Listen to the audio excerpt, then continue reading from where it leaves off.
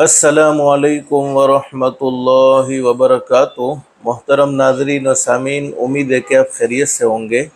अल्लाह आप तमाम को आफ़ियत के साथ हमेशा खुश रखे।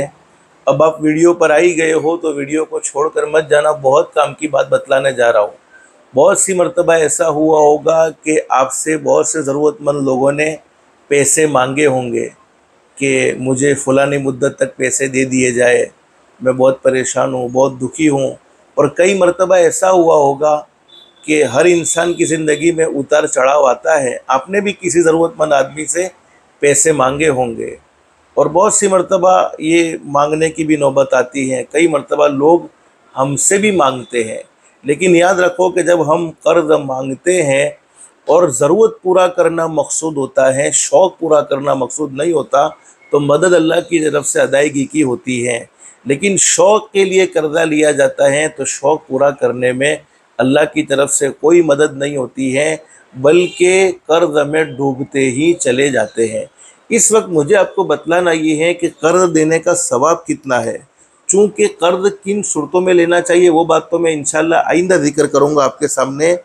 कर्ज़ और मक़रूज़ को मोहलत, हज़रत मौलाना मुफ्ती मोहम्मद तक़ी उस्मानी साहब, हज़रत मौलाना मुफ्ती मोहम्मद शफ़ी उस्मानी साहब दामद बरकातुहूम के मलफ़ूज़ात जिस किताब में जमा किए हैं आज का सबक, उस किताब में ये मज़मून लिखा हुआ है, किसी ज़रूरतमंद शख्स को कर्ज़ देने का बहुत सवाब है। कोई आदमी ज़रूरत वाला आया और उसने हमसे कर्ज़ा मांगा तो ज़रूरतमंद आदमी को कर्ज़ा देने का सवाब बहुत ज़्यादा है। हज़रत अब्दुल्लाह इब्न मसूद रज़ियल्लाहु अन्हु फरमाते हैं, नबी करीम सल्लल्लाहु अलैहि वसल्लम ने इरशाद फरमाया, हर कर्ज़ सदका है, यानी कर्ज़ देना ये भी सदका ही है। बल्कि बाज़ अहादीस से मालूम होता है किसी ज़रूरतमंद को कर्ज़ देने का सवाब सदक़े से भी ज़्यादा है। गालिबन उसकी वजह यह है कि कर्ज़ उमूमन इतनी रकम दी जाती है जिसके सदका करने की नीयत नहीं होती, और वो ऐसे शख्स को दिया जाता है जो ज़रूरतमंद होता है लेकिन लोगों से मांगता नहीं है, लिहाजा उसकी ज़रूरत पूरी करने में अजर व सवाब भी ज़्यादा है। किसी तंग दस्त यानी गरीब आदमी मक़रूज़ को कर्ज़ की अदायगी में मोहलत देने की कुरान और हदीस में बहुत फजीलत आई है। कुरान करीम में अल्लाह रब्बुल अलमीन फरमाते हैं, व इन कान ज़ू उसरतिन फनज़िरतुन इला मयसरा। अल्लाह कुरान करीम में फरमाते, और अगर मक़रूज़ तंग दस्त हो तो खुशहाली तक उसे मोहलत दे दी जाए, मोहलत देनी चाहिए। हज़रत नबी करीम सल्लल्लाहु अलैहि वसल्लम ने इरशाद फरमाया, जो शख्स किसी तंग दस्त को मोहलत दे, यानी जिसने कर्जा लिया है, अब वो कर्जा अदा करने की ताकत नहीं रखता है, मोहलत दे और टाइम बढ़ा दे और टाइम बढ़ा दे, किसी तंग दस्त को मोहलत दे या उसके कर्ज में कमी कर दे। मांगे थे उसने 20,000 रुपये, लेकिन वो देने की ताकत नहीं रखता है। हमने कहा कि चलो कोई बात नहीं, 20,000 नहीं दे सकता है, 10,000 दे देना, थोड़ी सी रकम दे दे। अगर कर्ज में किसी तंग दस्त को मोहलत दे दे या उसके कर्ज में कमी कर दे, अल्लाह रब्बुल अलमीन उसको ऐसे दिन अपने अर्श के साए में रखेंगे जिस दिन उसके साए के सिवा कोई साया नहीं होगा। ये तिरमिज़ी शरीफ में हदीस मौजूद है। हुज़ूर सल्लल्लाहु अलैहि वसल्लम ने फरमाया, जो शख्स किसी तंग दस्त को मोहलत दे या उसके कर्ज में कमी कर दे, अल्लाह रब्बुल अलमीन उसको ऐसे दिन अपने अर्श के साए में रखेंगे जिस दिन उसके साए के सिवा कोई साया नहीं होगा। बुखारी और मुस्लिम शरीफ में एक हदीस मौजूद है। ये हदीस बुखारी शरीफ में भी है, मुस्लिम शरीफ में भी मौजूद है। एक मरतबा हज़रत अक़दस नबी करीम सल्लल्लाहु अलैहि वसल्लम तशरीफ़ फरमाए, सहाबाए किराम बैठे हुए हैं। हज़रत नबी करीम सल्लल्लाहु अलैहि वसल्लम ने इरशाद फरमाया, पिछली उम्मतों में से एक शख्स की रूह फरिश्तों ने कब्ज़ा कर ली। एक आदमी का इंतकाल हो गया, फरिश्ते ने उसकी रूह निकाल ली, उसकी रूह कब्ज़ा कर ली। उससे पूछा गया कि तुमने कोई भलाई का अमल किया, यानी तुमने दुनिया में कोई अच्छा काम किया जिसकी रूह कब्ज़ा कर ली। फरिश्ते ने उससे पूछा कि तुमने कोई भलाई का काम किया, तुमने दुनिया में कोई अच्छा काम किया?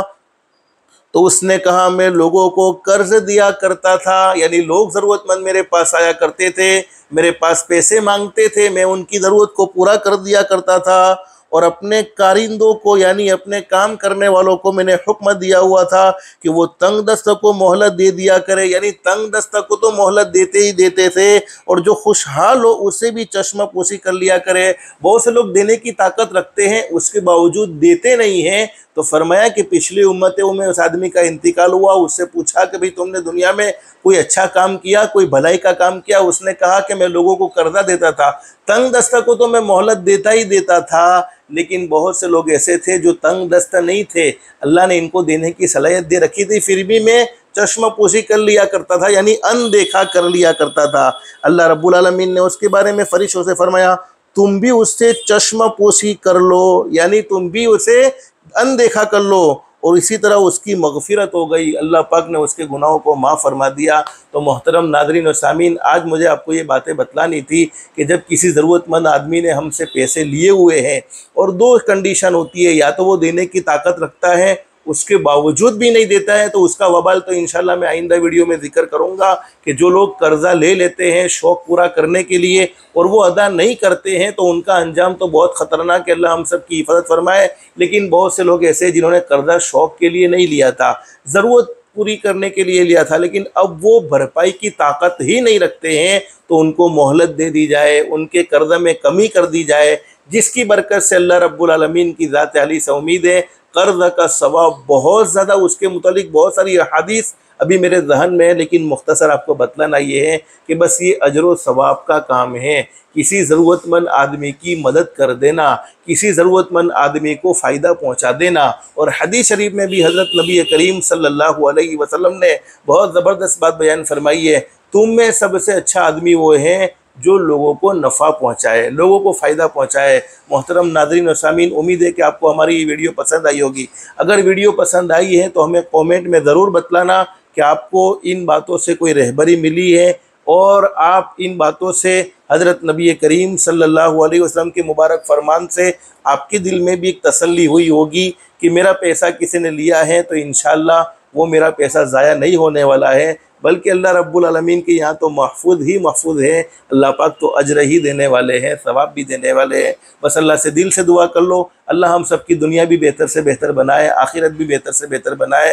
अल्लाह पाक हम सबको अल्लाह के अहकाम के मुताबिक, हज़रत नबी करीम सल्लल्लाहु अलैहि वसल्लम के तरीक़े के मुताबिक ज़िंदगी गुजारने की तौफ़ीक़ व सादत नसीब फरमाए। अल्लाह पाक हम सबको कहने सुनने से ज़्यादा इखलास, इस्तिखलास और इस्तिकामत के साथ अमल की तौफ़ीक़ नसीब फरमाए।